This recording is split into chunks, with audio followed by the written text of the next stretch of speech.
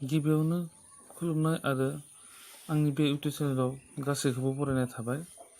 दिनै नेक्स्ट मानि एप्सखौ जोंनि बे मबाइलाव माबायदि साइन आप खालामनांगौ बेखौ आं गिबिनिफ्राय जोबजासिम फारि फारि फोरमायलांगोन। नोंथांमोना नायनो दाबाव। लोगोसे जोबनायाव आंनि बे इउटुब चेनेलखौ साबस्क्राइब खालामनो दाबाव।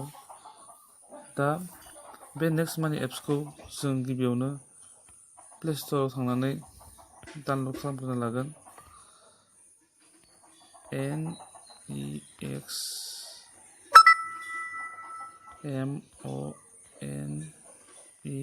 NEXMONEY नेक्स्ट मानि एप्स वेस अफ आर्निं बेखौ डाउनलड खालाम। बेनिफ्राय इनस्टल खालाम।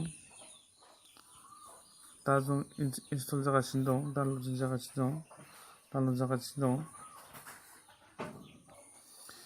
इनस्टल जाबाय एप्सआ। दा अपेन खालाम। अपेन खालामब्ला नोंथाङा बेबायदि मोनसे नुगोन। Login you are not login please login first. बिनि उनाव अके खालाम।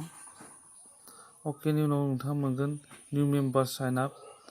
बे गोथां बे मोननैयाव नुगोन। मोनसेयाव दङ गिबियाव साइन आप, नैथियाव दङ लगइन। दा नोंथाङा जिहेतु गोदान, नोंथाङा निउ मेम्बार साइन आपआव अके खालाम। बेनि उनाव मोनगोन नोंथाङा क्रिएट निउ एकाउन्ट। गिबियावनो मोनगोन नोंथाङा इन्टार रेफारेल इउजार नेम। बेयाव नोंथाङा जा सुबुङा नोंथांनो बे एप्सनि सोमोन्दै फोरमायदों बिथांनियाव सोंनानै बिथांनिफ्राय रेफारेल नाम्बारखौ बिना लानो हागोन। दा आं होबाय आं गावनि रेफारेल नाम्बारखौ JUSH3131।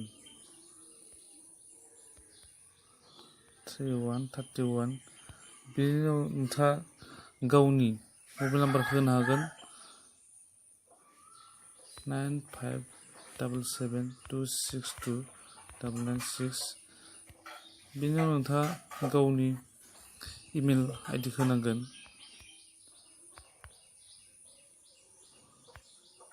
आंना होबाय rajusboro04@gmail.com। बेनिफ्राय नोंथाङा मोनसे इउजार आइडि बानायनांगोन, इउजार नेम बानायनांगोन। बे इउजार नेमा नोंथांनि उनाव मोनसे आइडि जागोन। आं जेरै दा rajus31 जानानै दं, बे नोंथांनियाबो जागोन। आं दा बेहाय मोनसे सिम्पोल हिसाबै लाबाय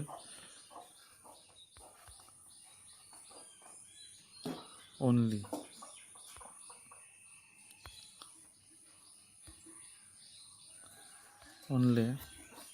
नोंथाङा चेक खालामनानै नायनो हागौ जेन गिबियाव बेखौ जेन सोरबा बाहायदोंना बाहायाखै। बेहाय कंग्रेचुलेसन इउजार नेम इज एभेलेबल। अब्ला नोंथाङा बेखौ बाहायनो हागोन। बेनिफ्राय नोंथाङा नोंथांनि आबुं मुंखौ होनो हागोन, जेरै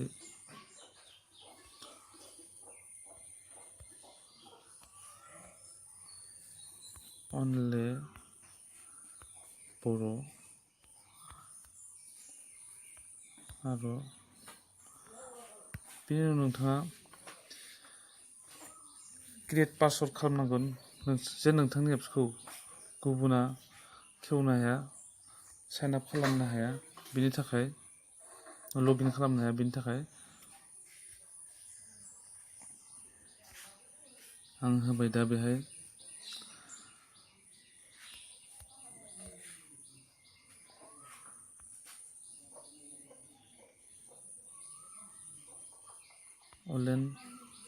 अलेन बर'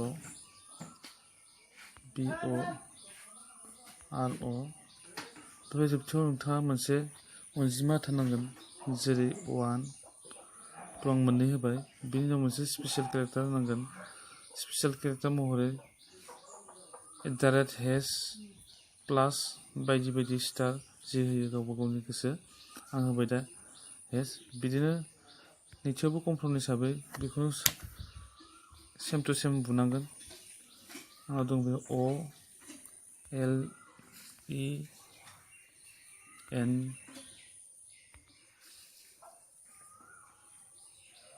BORO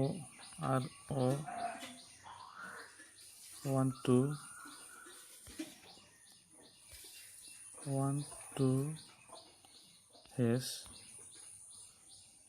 बेनिफ्राय जोबथियाव I accept all terms and conditions of next money बेहाय क्लिक खालामनांगोन। बेनिफ्राय नोंथाङा साइन आप खालामनो हागोन। बेनि उनाव नोंथांनियाव मोनसे OTP फैगोन।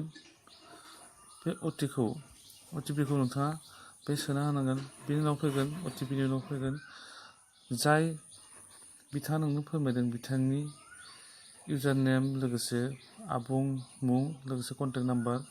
बेनि उनाव नोंथाङा बे एप्सखौ कनफार्म खालामनांगोन। कनफार्म खालामनायनि उनाव जोंनि बेहाय नुजागोन ओरैबायदि नोंथाङा बेखौ बेक खालामफायनायनि उनाव नैबायदि मोनसे नुनो मोनगोन। बेयाव नोंथाङा अके खालामना हो। अके खालामनायनि उनाव नोंथाङा बेबायदि नुगोन लगिन इउ आर नट लगिन प्लिज लगिन फार्स्ट बेबायदि ओंखारफिनगोन। अब्ला नोंथाङा मा खालामनो हागोन बे गाहायाव थानाय एक्जिस्टिं डिस्ट्रिबिउटर लगिनआव क्लिक खालामनानै नोंथांनि दहायसो होनाय बे पासवर्डखौ नोंथाङा होनाय नोंथांनि गोदान इउजार नेम आरो पासवर्डखौ बेहाय सोनानै नोंथाङा गोरोन्थि जागोन बायदि सानोब्ला पासवर्डआव थुनानै ला। बेहाय जोबथियाव नोंथाङा लगिन खालामनांगौ। जेरै दा आं आंनिखौ खालामगोन।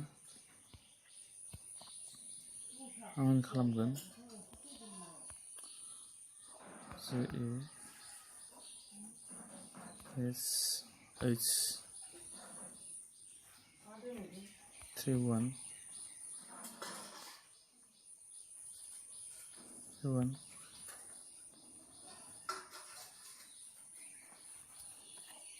आं गावनि पासवर्डखौ बेहाय होगोन।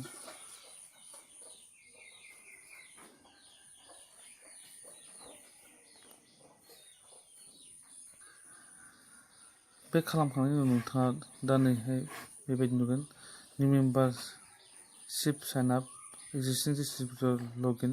नोंथाङा बेखौ अके खालामखांनायनि उनाव दा नोंथाङा लगिनआव थांनांगोन। दा आं लगिन खालामनोसै। आं गिबियावनो आं गावनिखौ लगिन खालामनोसै।